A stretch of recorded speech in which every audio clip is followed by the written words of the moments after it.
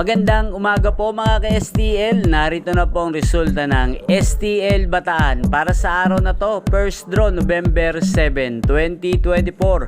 Araw ng Huwebes. Naway ang mga natayaan nyo pong mga numero kanina ay manalo nawa ngayong umagang ito 11 AM. Kaya kunin nyo na po ang inyong mga tickets. Narito na po ang resulta.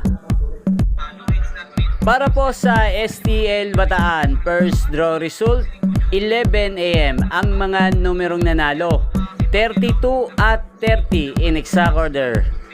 Sa lahat po ng tumaya kanina para sa first draw ng 32 at 30, congrats po sa inyo, panalo po kayo. Again, 32 at 30 in exact order. Ayan, shoutout po natin ngayong araw na to si Kuya Chris ng Bataan. Kuya Chris, shoutout po sa iyo. Ayan, inyo pong napanood ang resulta ng STL Bataan sa channel na to, Roderick Hernandez TV. Maraming salamat po sa patuloy niyong suporta sa aking channel. Huwag pong kalimutang mag-subscribe. Thank you for watching.